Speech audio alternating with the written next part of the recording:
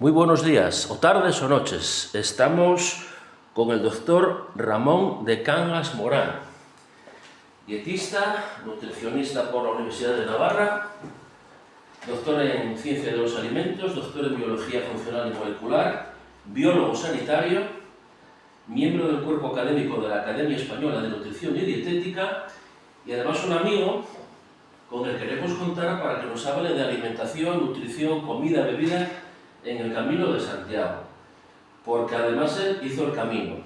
Me explico.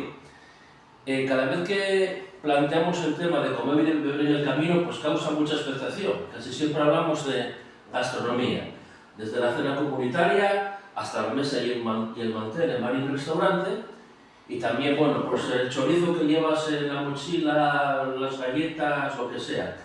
Pero apenas tocamos el tema concreto desde un punto de vista, digamos, médico, nutricionista, de la alimentación. Y por eso tenemos aquí a este gran amigo y doctor, que tiene además pues, consulta en Gijón, Oviedo, Avilés, Madrid, o sea que muchos peregrinos pueden consultar con él. Oye, lo que más me gustaría sería, primero, darte las gracias por recibirnos. No, un placer. Y una pregunta personal, ¿cómo empezaste con esta gana al tema de alimentación, nutrición, dietética?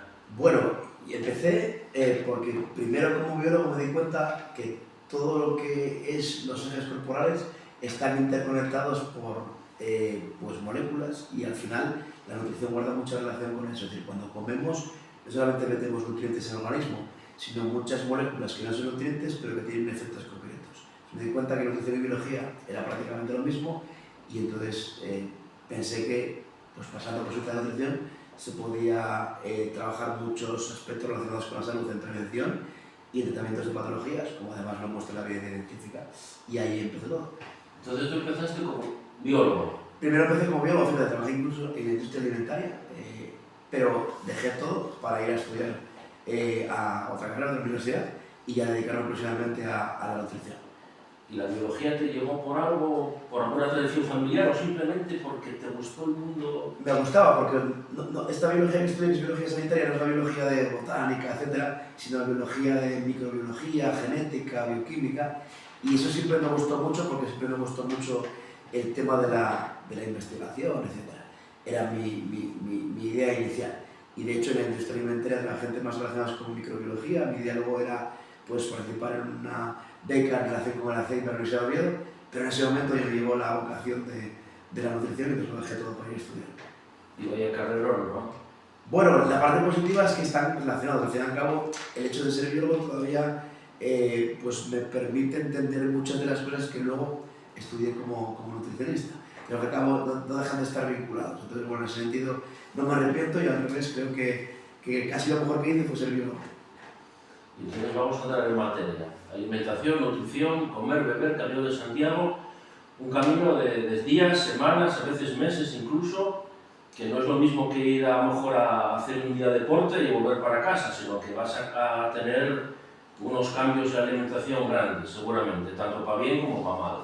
Claro, efectivamente. No es como cuando vamos a correr 2 días por ahí, que bueno, dice, tampoco pasa gran cosa, lo puedo preparar previamente. Al hablar de semanas, o incluso a veces hasta meses, ya tiene impacto en la salud general. Entonces, no solamente tengo que comer para rendir durante el camino y aguantar y mantener el estado nutricional, sino seguir comiendo de forma saludable para pues, cuidar la salud, porque si todos los días del Camino de Santiago es comer un paquete de galletas y un sándwich de jamón cocido, pues al final se puede implicar poder tener problemas de salud. Así, líneas generales, aunque luego ya entremos en materia, ¿qué consejos generales darías a una persona que va a hacer el Camino de Santiago, o una ruta así larga, una senda costera de días, meses, semanas, una vía verde, pero de días, de rutas largas? Hombre, cuando lo va a planificar con tiempo, cuando dice, bueno, el año que viene voy a hacer esto, o X meses, lo primero es prepararlo ajustando el peso. Porque el peso corporal es vital desde el punto de vista del rendimiento de las lesiones. Es decir, al final si tengo 12 kilos de más y digo, nada, ya os perderé dentro del camino, pero tendré más problemas de llagas probablemente por el peso, tendré problemas en las articulaciones, tendré más fácilmente problemas en tobillos y rodillas, y pues tendré un menor rendimiento cardiovascular, metabólico y respiratorio. Si tengo tiempo, pues puedo empezar a coger hábitos alimentarios adecuados para perder peso y llegar en buena forma al camino. Entonces, eso es lo primero. Pero luego durante el camino, pues obviamente tratar de, ya que voy a caminar, aprovecharlo para mejorar el estado de forma. Entonces puedo aprovechar para pues, perder unos pocos kilos de más o incluso mantener el estado nutricional. Pero luego ya durante el camino lo importante y lo prioritario es, me gustaría decir, alimentos reales y de verdad. Es decir, que no pasa nada, evidentemente por un día comer unos bollos en uno de los pueblos por los que pase, que son típicos de allí o lo que sea, pero en el día a día los alimentos que incluyo sean poco procesados, que no haya alimentos ultraprocesados. Ya más allá del peso y todo, también implica la salud y al final esos hábitos que puedo adquirir los tengo que mantener en el tiempo. Entonces, seguramente hay dolores de todo tipo, de espalda, de pie, cansancio exagerado, que tiene que ver porque igual tienes 10, 12 kilos de más, 8 kilos de más. Eso influye mucho, porque hay estudios que muestran cómo 1 kilo de grasa más en la zona del tronco pues implica un mucho mayor riesgo de lesiones en zonas como rodilla. Y evidentemente encima de un camino en el que subo, bajo, en el que a lo mejor hay periodos en los que el terreno no es totalmente uniforme, duro, blando, asfalto, no sé qué, al final obviamente la carga sobre las rodillas, aparte del calzado, importa el peso que estoy aplicando. Y sí, es que además no ya 12 o tal, sino 3-4 kilos de más se va a notar ya cuando hablamos de kilómetros y kilómetros y kilómetros. Esto no es pasear por Parque San Francisco. Son kilos más para la forja, digamos. Claro. Bueno, efectivamente a lo que hay que sumar los kilos que llevamos encima. Entonces al final si sumo una mochila con no sé cuántos kilos y encima pues tengo varios kilos más, lo voy a pagar sí o sí. Y siempre mejor, supongo, entrenarse algo que no caminar nada en todo el año y de repente meterte ahí 300 kilómetros o 600 o... Eso es vital por el tema de las lesiones. Eso también es importante durante el camino, una vez que esté entrenado, alimentarse de forma correcta es importante para pues evitar el riesgo de lesiones como, aunque para que no tiene nada que ver, sí que puede haber roturas fibrosas o cosas de ese tipo, que un peor estado nutricional incrementa ese riesgo. Sí, el entrenamiento es importante y estar preparado, o sea, por eso esa gente que sale pues en jornadas previas, durante meses, para ir preparando cada vez un poco más está bien, pero luego la parte nutricional también es importante. Comer mal ya no solamente es el rendimiento, etcétera, sino que incrementa las lesiones y sobre eso hay muchos estudios en alto rendimiento, pero claro, quien quiere hacer el Camino de Santiago son muchos kilómetros también. Lo que pasa es que en el camino ya sabes que no siempre se puede comer bien. A veces se come exageradamente sí. O a veces tienes que apañarte en etapas que no hay pueblos o no hay bares con lo que lleves en la mochila. Claro, pero siempre hay opciones saludables. Muchas veces yo siempre digo que cuando vamos a caminar mucho o no he planificado y no tengo opciones, sí, ya tengo disculpa para abrir el paquete de galletas, etc.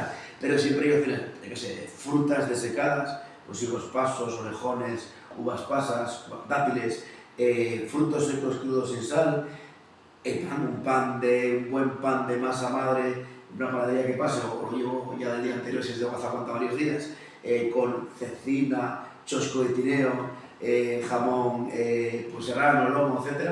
También son opciones que me permiten introducir nutrientes de calidad y no deslizarme hacia alimentos ultraprocesados. Entonces, esas son opciones. O las propias latas de conserva que se pueden llevar, pues unas sardinillas, atún en aceite o en natural. Siempre hay opciones saludables que permiten pues bueno, comer cosas más o menos ricas, pero que son rápidas y que las puedo llevar encima también. Pasa que muchas veces la no planificación es lo que nos lleva a acabar con lo típico de pues unas galletas, unos hojaldritos, etc.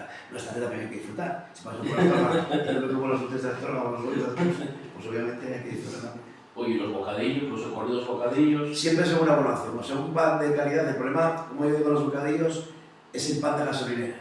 Si al final voy a un pan de toda la vida de masa madre, pues no es ningún problema. Y a veces, bueno, durante el camino, yo mismo que lo he hecho efectivamente, al final hay buenas panaderías en las que puedo comprar pan y de ese pan de baza que a lo mejor aguanta varios días.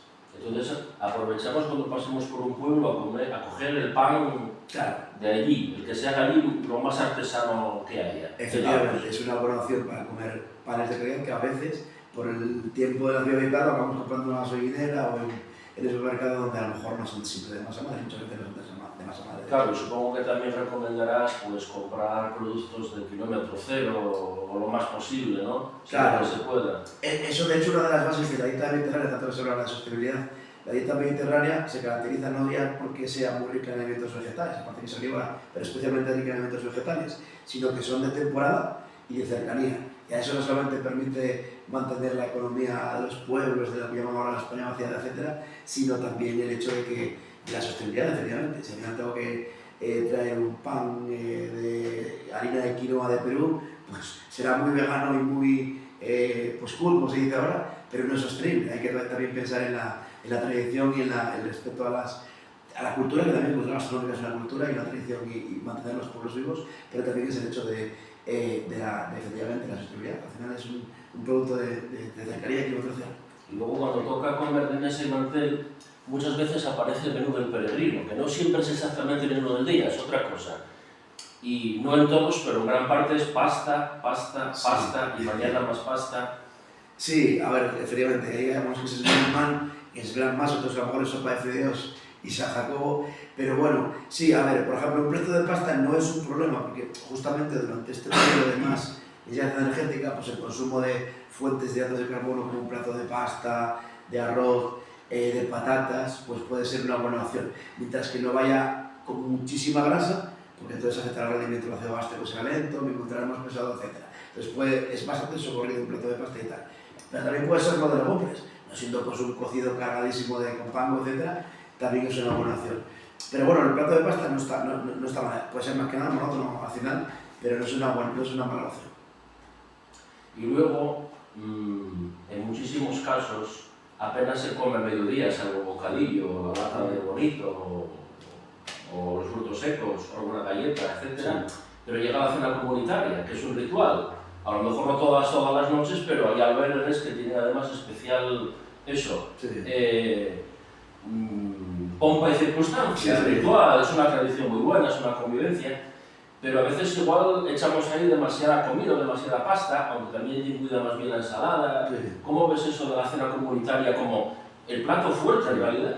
Hombre, eso es vital en el camino, porque el camino es un camino en el que se hacen amistades, se socializa, que además es nuestra cultura. Al final la dieta mediterránea también se dice que no solamente es la comida, es comer en compañía, disfrutando, etc. Entonces, bueno, tampoco hay que ser radicales, pero sí es verdad que, hombre, si al final lo que saco son solo empanadas, bollos preñados, etc., pues vale, un día está bien para celebrarlo, pero todos los días acabaré pues teniendo problemas. Entonces, nada, pero sí, hay opciones, pues efectivamente al final puedo tener ensaladas, puedo tener opciones pues de embutidos bajos en grasa, aunque el consumo de carnes procesadas sale ahora que no es interesante, pero bueno, cosas como chosco de tineo, cecina, así que no son de león, que tal, que no son muy procesados, pues tampoco es un gran problema. Sí puede haber opciones. Pero bueno, también yo siempre digo que no hay que ser radical. Si me cuido habitualmente y ese día o varios días durante el camino, durante pues, la hora ya de la cena, esa media cena que se hace, lo comparto y pico un poco de todo, si no me excedo muchísimo, que al día siguiente puedo pagarlo, pues tampoco es un gran problema. Y los excesos con la comida, porque hay sitios, sobre todo en el norte, que hay comida buena y a veces a buen precio Claro, y nos dejamos llevar por el placer gastronómico. Claro, eso sí que puede afectar la rendimiento. Al final, si voy y paro en el pueblo y me acabo tomando un menú en el que hay un plato de cocido delante y luego pues una carne contundente y un postre dulce, pues puedo disfrutarlo y seguramente durante tantos kilómetros después lo quemaré. Pero sí me va a afectar el rendimiento, porque hay que pensar que pues la forma de comer también afecta al rendimiento deportivo y no deja de ser al fin y al cabo una prueba larga. Si voy con el estómago muy cargado, con una digestión pesada por haber tomado un cocido cargado de chorizo y de morcilla, lo voy a pagar y probablemente tenga problemas. Luego también hay que tener en cuenta el tema gastrointestinal, o sea que comer ligero también reduce el riesgo de problemas gastrointestinales, pues incluso diarrea, cosas de ese tipo que me pueden pues, perjudicar bastante durante el camino.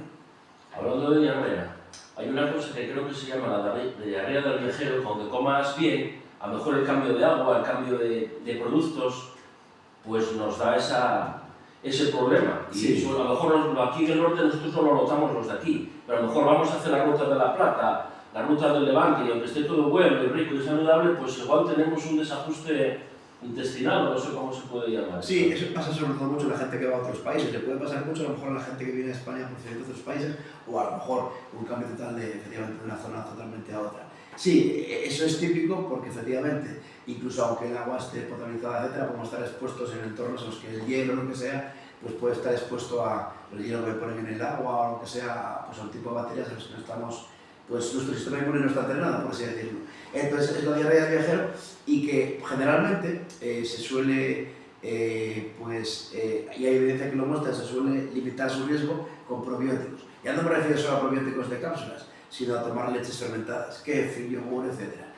Durante el camino, pues no estaría mal, pues tomar en los sitios en los que puedo, porque vamos, siempre paso por alguna tienda de pueblo, supermercado, decir, oye, pues voy a parar aquí a comprar un poco de fruta, como lo voy a comprar en la venta, me tomo un poco de fruta y un yogur, ya sea de cuchara o de estos bebibles, es una buena opción, porque las leches fermentadas son fuentes de probióticos y el consumo habitual de fuentes de probióticos reduce ese riesgo de diarrea del viajero. Te voy a levantar un momento porque los que somos cámara y tal tenemos que comprobar que nada se estropee y así de paso me puedes ir contando, ya que hablamos de bebida, pues hablamos no solo de comida, sino de bebida, y empezamos por ejemplo con el agua. ¿Qué te parece? ¿Agua de fuente sí, no? ¿Agua de botellín, comprada en tienda? El agua es la bebida por excelencia, de la fuente principal de hidratación. Eso es una cosa importante, por cierto. La hidratación a veces la olvidamos, a lo mejor se nos acabó la bebida, no paramos, tira un poco más.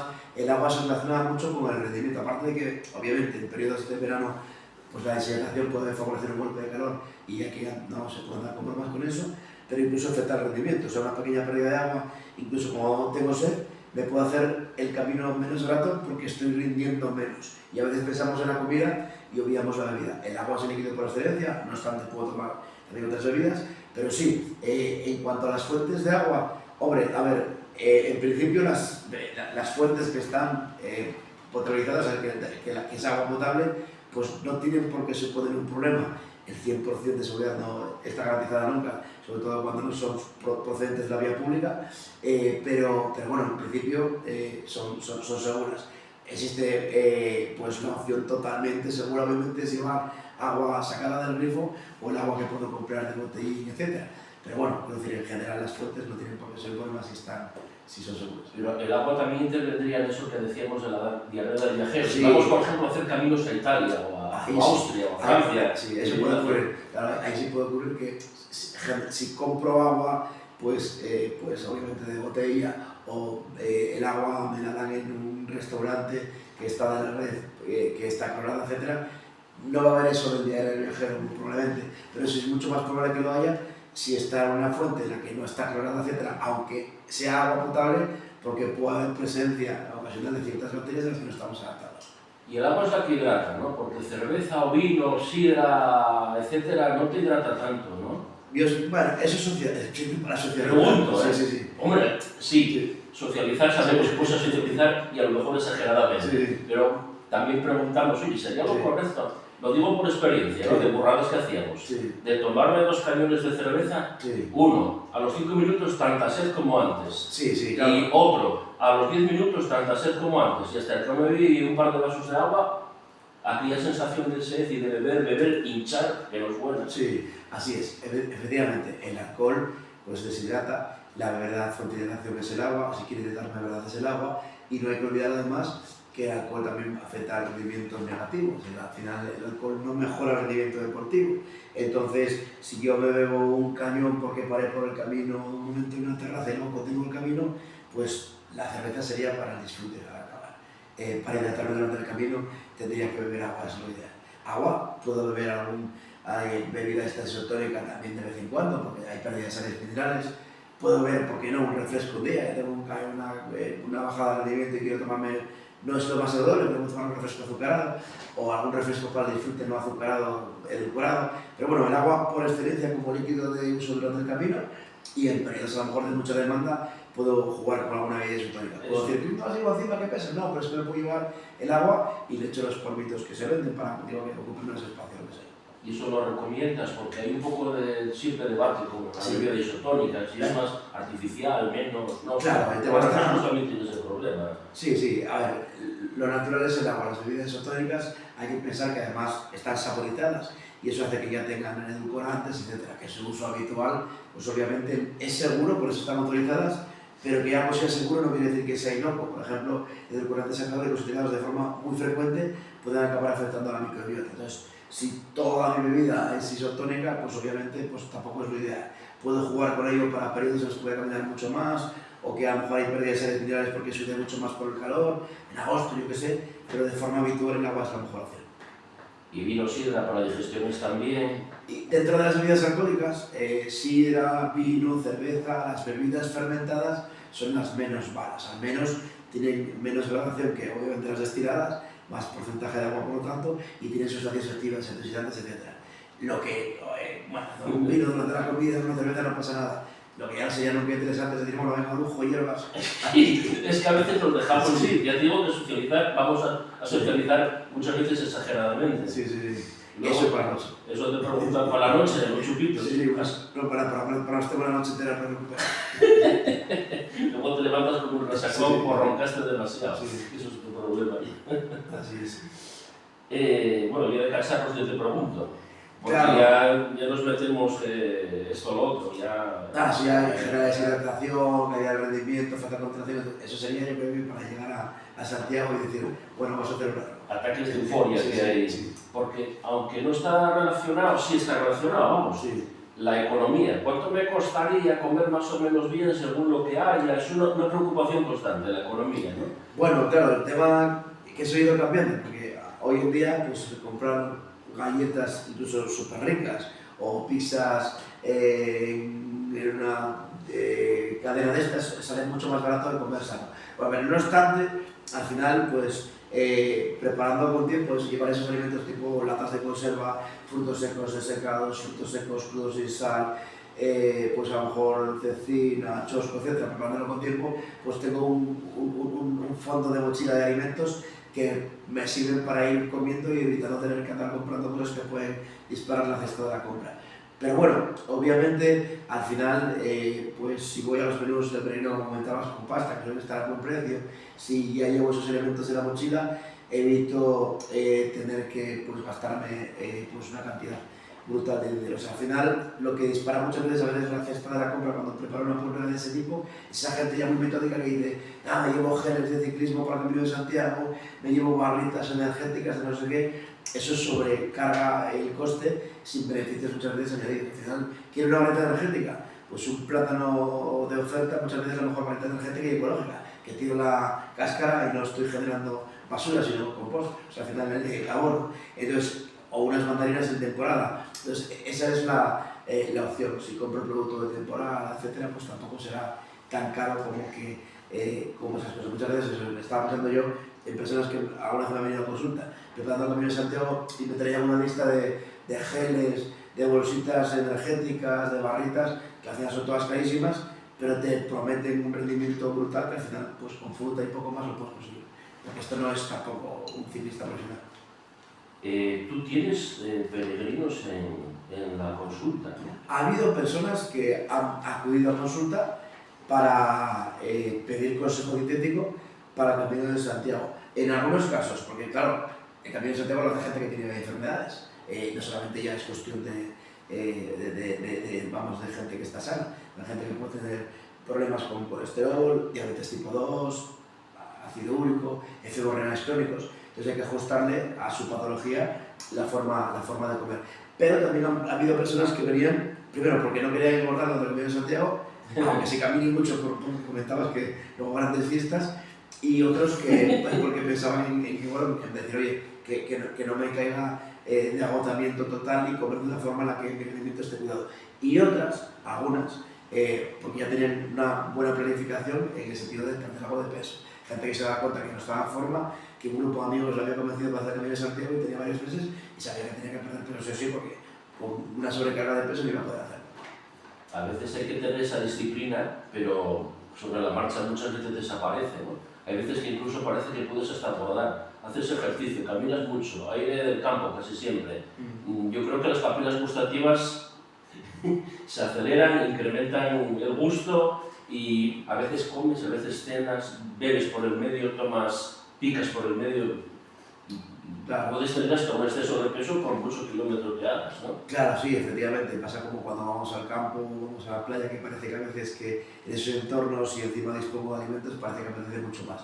Y luego sí, está la parte de disciplina, depende también el entorno en el que estés. Si no con personas que son mucho de celebrarlo todo, comerlo todo de forma contundente, pues obviamente es difícil que acabe no cayendo en la tentación. Las famosas tardes, cuando se llega temprano relativamente a los albergues, que se pasa uno tomando cerveza socializando. Sí. Que puedes, pero a veces cantidades de cerveza. Luego toca la cena, que suele ser temprano, los albergues sobre todo, y ahí tienes un hinchazón. Claro, acumulas. Claro, efectivamente, además que uno no es consciente porque también son calorías. Al final, empieza a beber cerveza, cada grado de alcohol son 7 kilocalorías. Entonces depende de los grados que tenga esa cerveza, pero entre eso y los azúcares que tiene, pues son calorías. Además, muchas veces eso va añadido a que ya compartimos uno que tiene unas bolsas de patatas fritas, otro que tiene unos nachos, otro que tiene, no sé, unos frutos secos, y bueno, voy picando algo antes de la cena, y son calorías asociadas a la bebida, al alcohol, pero también a las cosas que voy picando mientras tanto. Entonces, a veces, muchas veces, cuando se habla de variedad cervecera, pues no solamente es la cerveza, es que la cerveza suele ir asociada a frutos secos, sí, a cosas de ese tipo. Ir picando. Ahí está, efectivamente. Y luego está la vuelta a casa. A lo mejor comiste más o menos mucho, más o menos bastante, pero cuando vuelves a casa, supongo que habrá que mentalizarse de que no puedes, tienes que volver a lo cotidiano, a tu más o menos, si no régimen, tu cuidado con la alimentación todos los días. Claro, porque por un lado es posible que en el Camino de Santiago, como al final también hay productos típicos por cada zona, pues también hay que disfrutar de la gastronomía, que también es cultura. Pero también hay que tener en cuenta, efectivamente, que esos excesos que pude haber cometido, que los voy a cometer seguramente, los he compensado en cuanto al peso corporal porque he caminado un montón de kilómetros todos los días. El gasto energético está incrementado. Entonces, cuando llego a casa, ya parece que bueno, ya tengo manga ancha y puedo seguir disfrutando a lo mejor de algún dulce hasta que traje o lo que sea. Pero bueno, luego sí hay que volver a la normalidad porque el gasto energético, salvo que seamos una persona deportista, va a caer de forma muy importante. Y entonces, claro, hay que adaptarse a la nueva demanda energética, si no voy a ganar peso. Y eso tiene impacto en la salud. Y lo de comer frío, comer caliente, no comer de bocadillo muchos días, pararte a comer algo caliente, arroz, faves, lo que sea. Bueno, a ver, el tema está aquí, sopa, el consumo de, efectivamente, sobre todo en periodos de más frío, etcétera, pues el consumo de cosas calientes es interesante. A ver, yo puedo comer todos los días un bocadillo durante el Camino de Santiago, para comer, incluso para cenar, que si es un pan de calidad y lo que va dentro del bocadillo, pues no es cosas que no sean saludables, no va a suponer un problema. Yo puedo hacer una dieta saludable con bocadillos de forma permanente, pero es verdad que, bueno, que se agradece pues una sopa, un plato bien preparado, algo de ese tipo, sobre todo en periodos en los que puede hacer más frío. Lo que te comentaba, en los albergues, sobre todo que muchos peregrinos en el extranjero, se suele cenar muy pronto. Esto para el que está acostumbrado a cenar a las 9:30, 10 o más allá de la noche, puede llevar a alguna disfunción, a tener una digestión más pesada o no. Es mejor cenar primero, es decir, es algo que muchas veces efectivamente los españoles estamos acostumbrados, y asturianos tampoco, menos todavía. Entonces, pero cenar pronto es interesante porque al revés, favorece un mejor descanso, un mejor sueño, y eso es interesante. Claro, ¿qué pasa? Que como no estamos acostumbrados, si ceno a las 6 y pico, 7, es posible que a las 11 volvamos a tener hambre, pero bueno, ahí me podría comer una pieza de fruta, un poco de frutos secos o algo que no sea muy rico energéticamente, para que no me afecte y me quita el hambre y bueno, ya duermo bien. Pero no, es una buena cosa cenar pronto, sobre todo en cosas de este tipo, en las que luego al día siguiente voy a tener que rendir, pues es una buena opción. Igual que también es una opción hacer un buen desayuno al levantarme, porque así no voy a tener luego que parar durante el camino a comer, pues a lo mejor una comida tan energética como podría hacer falta si no desayunar tan fuerte. Y desayunar bien es no tomar galletas, bollos, etcétera, que van a elevar mucho la glucosa en sangre y acto seguido, por esas hiperglucemias, caerá el rendimiento. Entonces, cosas más, un buen pan de calidad, a lo mejor pues latas de agua, aunque no sé lo que vas a hacer en la mañana, a lo mejor pan de hogaza integral y una lata de sardinillas no es lo que más apetece, pero va a ser mucho mejor que unas galletas de chocolate. Eso te quería preguntar, los desayunos, fuertes, ligeros para comer a media mañana. Bueno, sí se puede, porque no siempre se puede. Sí, sí. No, hay tramos que no hay bares, que no hay tiendas, sí. no se pueda. Un buen desayuno es una buena opción siempre. No tiene por qué ser ultra rico en energía o muy rico en grasa para que no estemos luego pesados, pero sí rico, por ejemplo, en fuentes de hidratos de carbono y algo de proteínas, o sea, que haya un buen pan que haya podido comprar el día anterior, una baza que me lleve, etc. es una buena opción. Y luego puedo tomar como fruta fresca, cuando también se me puede estropear, unas fuentes de frutas desecadas, dátiles o algo así, y puedo tomarme también, si quiero meter algo de proteína que es interesante, alguna lata de conserva que puedo llevar, mejillones de natural, mejillones en escabeche, intentando que no tomemos mucho de la grasa de la lata, porque el ácido gástrico va a ser más lento. ¿Y el café? Y el café está bien, porque de hecho la cafeína favorece el rendimiento. Es una buena opción que a lo mejor durante el camino no puedo parar a tomar cafés, pero en el desayuno voy a poder hacerlo, es un buen momento para tomarme un buen tazón de café que sí afecta en positivo al rendimiento. La cafeína está, hay alta evidencia de que eso es así. Yo casi tengo adicción, porque no despierto hasta que tomo el café. Hombre, me arreglo, pero si me tomo el café... Sí, no, y además, y tomas un café, de hecho, está claro, sí. Y el café mejora el rendimiento, de hecho se utiliza, es una de las ayudas halogénicas del deporte que más evidencia científica tiene, o sea que está bien. La cafeína, pero el café es rico café. ¿Y los lácteos retienen líquidos? No, hay que abusar, bueno, abusar nunca, pero hay que tener cuidado. Si no tengo, son buenas opciones. Si no tengo alergia a las proteínas lácteas, es una buena opción. Y si no tengo intolerancia a la lactosa, que hay mucha gente que dice que la tiene y no la tiene, y aún así existen lácteos sin lactosa en el mercado, y además los lácteos fermentados tienen mucha menos lactosa. Pero por ejemplo el queso es una cosa que puedo llevar a ese fondo de mochila, puedo llevar algo de queso curado, que aguanta bien, que no se va a estropear y que es una fuente de proteína, y además la grasa láctea no es tanto problema como se decía. La evidencia actual muestra que desde el punto de vista cardiovascular y metabólico la grasa láctea no es un problema. O sea que podríamos llevar queso y tomar queso. Y ya digo, antes comenté lo de los productos fermentados. Si paro en una tienda de pueblo para comprar una fruta fresca, o lo que sea, porque me apetece, o un refresco, lo que sea, pues en ese momento puedo aprovechar para tomarme un yogur, porque al final los productos lácteos fermentados son fuentes de probióticos que mejoran la salud bastante, o sea que es una buena opción también. Además hace el camino mucha gente que tiene sus cosas, ¿no? Como todos. Y con la alimentación pues tenemos el tema gluten, celíacos, por ejemplo. Claro, sí, efectivamente, al final para un celíaco sí es un problema, porque la purificación es mucho peor. Hombre, si pasamos por zonas como Cangas de la Arcea, etcétera, que ya están adaptados a los celíacos, pero hay que tener en cuenta efectivamente que cuando hay ciertas reacciones adversas a alimentos o intolerancias o problemas como celiaquía, ya hablamos de otra cosa. Porque ahí obviamente voy a tener que planificarlo con tiempo para saber los puntos en los que puedo disfrutar de alimentos sin gluten. Y a veces en tiendas de pueblo no están disponibles ese tipo de alimentos. Entonces eso ya es un problema. Porque sí que salirme de la pauta normal supone consecuencias importantes en la salud. Porque ahí lo que llaman, creo, no soy especialista en mucho menos, lo de contaminación aérea, que no puedes tener, por ejemplo, alimentos con gluten y otros salados sin gluten, tienen que estar muy bien separados porque por el aire... Es decir, la contaminación cruzada, o incluso en la propia mesa. Yo me diría, tengo una panadería y hago pan de trigo, está aquí. Los quité las hogazas, ahora voy a hacer pan sin gluten, ya está contaminado porque hay trazas de gluten en el sitio en el que he hecho otro pan. Entonces, los sitios en los que tienen productos sin gluten tienen que tener una separación adecuada, etcétera, etcétera, para que no haya esa contaminación cruzada que si no pasa en los restaurantes, por utensilios de cocina, por lo que sea, tiene que haber espacios claros y diferenciados para que eso no exista. Efectivamente, para los celíacos, hacer el Camino de Santiago tendría que haber una planificación muy buena, porque sí que puede ser un problema. ¿Y eso tiene que contar contigo o con un doctor Sí, nutricionista? bueno, la ventaja es que los celíacos, cuando ya están diagnosticados hace tiempo, ya saben muy bien lo que saben mucho, entonces saben muy bien lo que hay que hacer, ya saben dónde ir y además planifican mucho. Yo conozco celíacos que a lo mejor no sé, se van a Sevilla y ya saben qué restaurantes hay, porque hay una comunidad celíaca muy potente, que además comunica información, hay grupos, etc. Yo recomiendo mucho, aparte de que se pregunte en foros, que cada uno responde a su manera, que la gente consulte a especialistas o que también lea alguna página especializada, pero que luego lo contraste, ¿no? Sí. Además, cada persona es un mundo. Cada persona es un mundo y a veces en páginas especializadas, foros, etc., podemos encontrar mitos. Siempre es bueno contrastarlo. Pero también es bueno poner esos foros, efectivamente, porque a veces tengo información tal, pero que puedo contrastarlo para ver si es fidedigna o no. Exacto.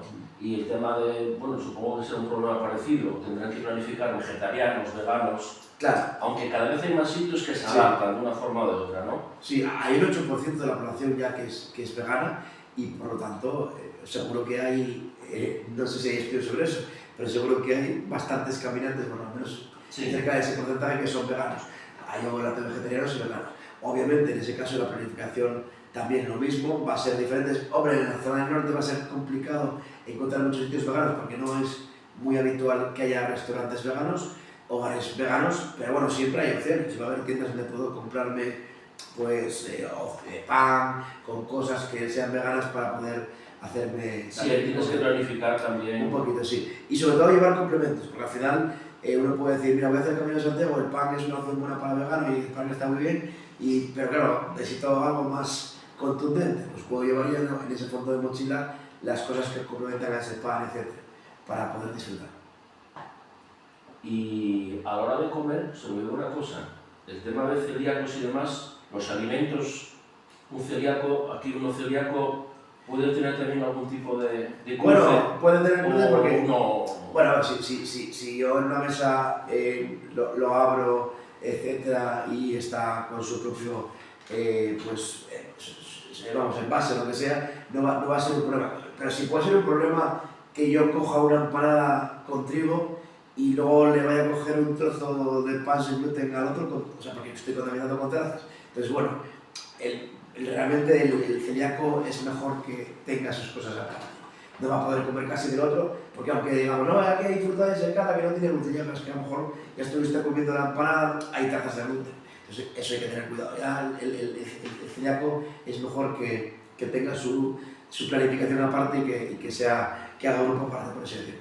Yo coincidí con gente que hacía el camino ayunando, y aquí yo lo acabo bien. Sí, claro, el ayuno intermitente que está de moda ahora puede ser una buena opción, y luego aparte está la gente que hace esos ayunos por temas filosóficos o lo que sea. Pero bueno, es verdad que cuando tengo una gran demanda de energía, caminar muchos kilómetros, el ayuno no es la mejor de las opciones, por muchos motivos. Entre ellos porque muchas horas de ayuno en un periodo de gran demanda puede acabar haciendo que acabe perdiendo pues, masa muscular, caiga el rendimiento, no es la opción. Aunque tomes sopa, por ejemplo, la gente con la que he coincidido tomaba una sopa, pero Sí. mejor a mediodía y por la noche. Claro, pero son muy pocas calorías. Al final me servirá para hidratarme la sopa, pero me aporta muy poca energía. Y si tengo una demanda sostenida de energía durante tiempo y un rendimiento físico incrementado y con una demanda de energía incrementada y no como, acabo, sí, perderé grasa corporal, por supuesto, voy a perder peso, pero con una brava aplicación, como es el caso, acabo perdiendo también músculo. Y eso no es bueno ni para la salud ni para el rendimiento, obviamente. Quería preguntarte, ya lo contestaste, pero para tenerlo claro. Sí. Primero, ¿qué porcentaje calculas que había como de veganos, vegetarianos, que no es lo mismo, Sí, exactamente? sí. De veganos en España se hablaba de en torno a un 8%. Es verdad que estaba leyendo últimamente que había habido un pico, luego una pequeña bajada, pero se puede situar en sobre el 8%, más o menos. Está claro que a largo plazo la tendencia será el alza, porque pues, hay una parte juvenil o de personas en juventud que tienden a ser veganas más que las personas de más edad, y por lo tanto a largo plazo, si estimamos que ocurrirá, pues irá aumentando obviamente esa población vegana, porque es así. Pero sí que es verdad que estamos actualmente en torno a un 8%. Por poner un ejemplo, en las clínicas nuestras habrá actualmente pues como un 4 o 5% de veganos. Porque también estas personas, los veganos generalmente, como saben que tienen que planificar muy bien las cosas, y son personas que saben bastante de nutrición. Entonces no todos tienen que acudir a un nutricionista cuando planifican cosas, porque se han formado bastante. Y ellos van mirando pueblo Claro. a pueblo, villa a villa, Sí. ciudad a ciudad, lo que hay para comprar, para comer. Sí, yo tengo amigos veganos, cuando a lo mejor tienen un congreso o lo que sea, o un viaje de placer, ya previamente han visto cuáles son los restaurantes veganos, hay comunidades veganas también que comparten mucho conocimiento, etc. Generalmente esos grupos pasan como los celíacos, son muy activos en cuanto a comunicación, a estar en contacto, a poder saber cuando vas a otra ciudad qué grupo vegano hay o qué grupo celíaco hay. Entonces al final es la parte positiva de todo eso. Y al contrario, también cada vez hay más comida procesada, tanto en establecimientos Sí. como en la máquina de merchant, en la misma tienda y demás. Sí. Una pizza de cualquier manera y sal o Se nota mucho, se nota. sin pollos o... Totalmente. Pero eso incluso se nota hasta en los pinchos. Yo antes recuerdo que iba por los pueblos y tal, y te encontrabas que aquí hay un pincho carne guisada, este es famoso porque tiene un pincho de no sé qué, y hoy en día te encuentras casi en muchas gasolineras pinchos que son todos iguales, de tortilla de molde, de una pechuga empanada pero que ni siquiera es pechuga. Entonces al final, efectivamente, eso hace que se pierda mucha cultura gastronómica y viaje de placer en ese sentido, porque ya es todo sobre caballo de rey. Creo que el otro día nos comentábamos que también pasa como los restaurantes, ¿no? Que antes había el restaurante de la familia no sé qué, no sé, y ahora a lo mejor vas a un restaurante y dices, no, este es un grupo de 17 franquicia o similar. Sí, ahí está. Entonces eso limita mucho las opciones y hace que se pierda pues, diversidad. Pero sí, los ultraprocesados son un problema. Antes había dos marcas de galletas o dos variedades, galletas María y Príncipe, no, María y Chiclí. Y hoy en día vas a un supermercado y tienes galletas de gustos y colores para cada día del año. Sí, ha aumentado. De hecho, hay estudios en Asturias donde se muestra que el 30% de los niños meriendan a diario ultraprocesados, pollos y tal, y los desayunan a diario. Es una barbaridad, porque no hablamos de que un día a la semana disfrutemos como era antes, es que está presente todos los días. Y eso explica cosas. Hace años el cáncer de colon recto era muy poco habitual y hoy en día es súper habitual. Por muchos motivos, pero uno de ellos justamente por el altísimo consumo de ultraprocesados y caída de legumbres, que las legumbres, por ejemplo, se consumen mucho menos que antes. Por muchos motivos, miedo a engordar, porque se cocina menos, etc. Y no se está cambiando el gusto también con la publicidad. Por ejemplo, el precio a veces es más barato, pero otras veces de barato a nada. Pero la publicidad, los nombres exóticos... Sí, lo que sí dice un ambiente obesogénico. Publicidad muy grande que sobre todo afecta al sector más vulnerable. Por eso también está regulado el tema de los niños. Pues obviamente, si te anuncian chocolates ultrazucarados que dentro del chocolate hay un juguete, pues es más fácil que acabes tomando, pero claro, tú relacionas premium con ese producto y al final acabamos tomando ese tipo de procesados el resto de la vida. Es decir, a mí me siguen gustando los huevos Kinder porque de pequeño los comía. Voy a ver otra vez y te pregunto, a veces, vale, no hay más remedio que apañarse con lo que hay, pero pudiendo elegir siempre lo mejor. De todas maneras, en una circunstancia ideal, más o menos, que se pudiese uno escoger qué comer, dónde comer, qué comprar, para un camino, para unos días, semanas, tú más o menos qué aconsejarías? Bueno, aunque salidas generales, también depende de que estés en Asturias, que estés en Alicante, que estés en Barcelona, que estés en Portugal, Galicia. Como de salida, para salir desde el minuto 1, llevando en la forja, por así decirlo, recomiendo frutos secos, crudos sin sal, que son una buena opción, frutas desecadas, dátiles, uvas pasas, lo comentamos antes.